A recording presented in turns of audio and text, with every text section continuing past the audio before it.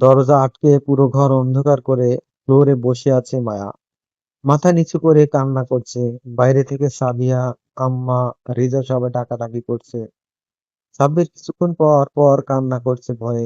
তবুও মায়া দরজা খুলছে না। আজকে তার মন ভেঙে গেছে, নিজেকে কোনোভাবেই মানিয়ে নিতে পারছে না। আজকে ভর্তি পরীক্ষার রেজাল্ট দিয়েছে, মায়া চান্স পায়নি। সেই কষ্টে কান্না করছে। বিকেল শেষ হয়ে সন্ধ্যাও পার হয়ে গেল, কিন্তু মা এখনো দরজা খুলেনি। তাই সাগরিকা বাধ্য হয়ে রিজভিকে কল করে সবকিছু জানায়।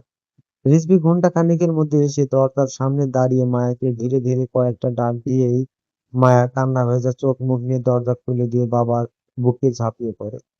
রিজভি মেয়ের মাথায় হাত বুলিয়ে তাকে সান্ত্বনা দেওয়ার চেষ্টা করে। মায়া ফুপিয়ে ফুপিয়ে কান্না করতে করতে বলে, আমি অনেক চেষ্টা করেছি বাবা, কিন্তু পারলাম না। রিজভি বুঝতে পারে মায়ার মনের অবস্থা, তাই হেসে বলে, সরকারি মেডিকেলেই পড়তে হবে, এর কোনো মানে আছে মায়া? তোমার বাবার কি কম আছে নাকি কিছু? সে তোমাকে প্রাইভেট মেডিকেলেও পড়াতে পারবে। তুমি টেনশন করছো কেন? আমি প্রাইভেটে পড়বো না। কেন? অবাক হয়ে জিজ্ঞেস করে রিজভি। টাকার জোরে পড়তে চাই না বাবা। রিজভি হতভম্ব হয়ে গেল মায়ের কথা শুনে। তারপর বেশ ধীরে ধীরে বলল, বেশ ভালো কথা, তুমি যা বলবে তাই হবে। তাহলে এখন কি করবে? ভার্সিটি ট্রাই করবে? নাকি সামনের বছর আবার পরীক্ষা দিবে? দুটি করবো বাবা। অনেক খাটতে হবে কিন্তু মায়া। আমি জানি। বেশ ভালো, তুমি যা বলবে তাই হবে। কিন্তু তোমাকেও কথা দিতে হবে এখন। কি? মন খারাপ করে কান্নাকাটি করা যাবে না মোটেও। তোমার আম্মা আর ভাই বোনদের অবস্থা দেখেছো? সাব্বির তো কেঁদে কেঁদে অস্থির হয়ে গেছে। কাঁদতে কাঁদতে ঘুমিয়ে পড়েছে। তোমার এমন করা মোটেও উচিত হয়নি মায়া। বুঝেছি আমি। এখন রুম থেকে বের হয়ে ওদের সাথে গিয়ে কথা বলো। মায়া মাথা নেড়ে বলল, ঠিক আছে। তুমি যাও, ফ্রেশ হয়ে নাও। আমিও ফ্রেশ হয়ে বের হচ্ছি। গুনগুন করে কান্না করছে সাব্বির আর বারবার বলছে, আমি ভেবেছিলাম তুমি মরে যাবে মায়া আপু। মায়া ভ্রু কুঁচকে জিজ্ঞেস করে, কেন? তোমার এমন মনে হচ্ছিল? তুমি দরজা আটকে দিয়েছিলে, সাবিহা আর রিজা আপুর দরজা ধাক্কাচ্ছিল, মা কান্না করছিল, তাই ভেবেছিলাম তুমি মরে যাচ্ছ। আমি কেন মরবো সাব্বির? আমার তো একটা সাহসী ভাই আছে, তাকে ছেড়ে আমি কেন মরবো? তাহলে আর কখনোই দরজা আটকাবে না বলো? প্রমিস করো। ওকে, যাও, প্রমিস। সত্যি? সত্যি। আমিও অনেক ভয় পেয়ে গিয়েছিলাম মায়া আপু। ভেবেছিলাম তুমি উল্টাপাল্টা কিছু একটা করে বসবে। আমি তো চিৎকার করাই বাকি রেখেছিলাম শুধু। তাহলে হাত দিয়ে বলে সাবিহা। রিজা মুখ ভেঙচি কেটে বলে, তুই তো চিল্লাবি। তুই আসলে হয়েছিস আমার মায়ের মতন। শুকুর কর যে আমার মা আজ বাসায় নেই, তা না হলে চিৎকার আর কান্নাকাটি করে পুরো বিল্ডিং এর মানুষ জড়ো করতো। রিতার কথা শুনে সবাই হো হো করে হেসে ওঠে। সরকারি মেডিকেল কলেজে কি তোমার বর যে তাকে না পেয়ে তুমি এইভাবে কান্নাকাটি করছো? আমাকে না পেলেও তো মনে হয় এইভাবে কাঁদতে না, তাই না? কাব্যর নাম্বার থেকে এইরকম একটা মেসেজ দেখে মেসেজটা বিগড়ে গেল মায়ার। শুধু শুধু তাকে না কষ্ট দিলে কি নয়? মায়া কিছু লিখতেই যাবে তার আগে কাব্য আবার মেসেজ করে, কালকে দেখা হবে মায়া। আজকের মতো ঘুমিয়ে পড়ো। আর হ্যাঁ, ভুলেও কাঁদতে পারবে না। তোমার চোখে যেন পানি না থাকে। এই মানুষটাকে এখনো বুঝে উঠতে পারে না মায়া। কখন কি বলে মায়া নিজেই বুঝতে পারে না। কিন্তু কাব্যর কথাটা তার ঠিক মনে হয়।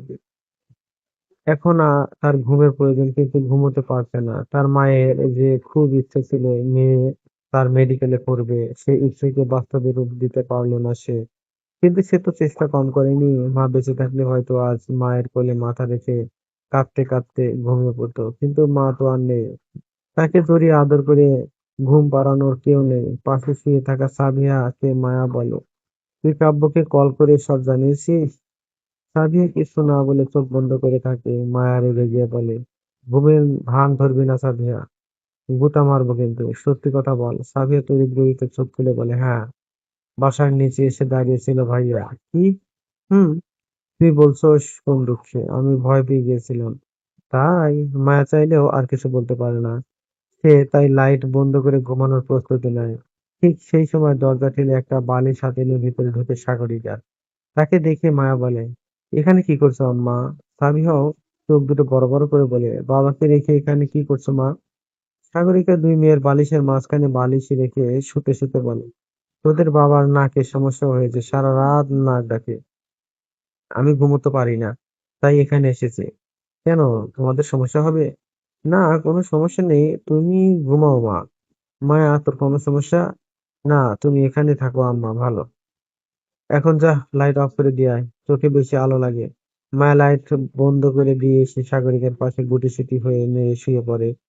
সাগরিকা মুখে এক কথা বললেও মায়া আর সামিয়া ভালো মতোই জানে সে মায়ার জন্য এখানে এসেছে। সন্তানের সফলতা আর ব্যর্থতা সবকিছুই মায়েদের মেনে নিতে হয়। মায়েদের উপরের খোলসটা শক্ত হলেও ভিতরটা নরম। কিছুক্ষণের মধ্যে সাগরিকা বুঝতে পারে সাদিয়া আর মা দুজনে ঘুমিয়ে গেছে। সাগরিকা মায়ের পাশে ফিরে ওর মাথায় আস্তে আস্তে হাত বুলিয়ে দিতে থাকে। তারও প্রায় কিছুটা চোখ লেগে আসে। ঠিক এমন সময় মায়া বলে, আম্মা। সাগরিকা হুট করে মাথা থেকে তার হাত সরিয়ে নেয়। কিছুটা সময় নিয়ে বলে, কি মায়া, তুমি কি একটা কথা জানো? কি? তুমি কি জানো তুমি এই পৃথিবীর সবচেয়ে ভালো মা আর সবচেয়ে ভালো মানুষ? সাগরিকা বরফের মতো জমে যায়। মায়ের সাহস বেড়ে যায়। সে বালিশ ছেড়ে সাগরিকার বুকের কাছে গিয়ে তার মাথা রেখে তাকে জড়িয়ে ধরে। সাগরিকাও তাকে পরম মমতায় নিজের সাথে মিশিয়ে নেয়। এই প্রথমবার তারা দুজনে অনুভব করে তারা এখন থেকে নিজেদেরকে মা মেয়ে হিসেবে মেনে নিয়েছে। সাগরিকা ভাবে তার অনেক আগেই উচিত ছিল মায়াকে এইভাবে ভালোবাসা। হয়তো সে চিরাচরিত সৎ মায়েদের মতো তাকে অবহেলা করেনি, কিন্তু মাতৃস্নেহে তো নিজের সন্তানের মতো কাছেও টেনে নেয়নি। নিজের কাছেই নিজেকে বেশ ছোট লাগে তার।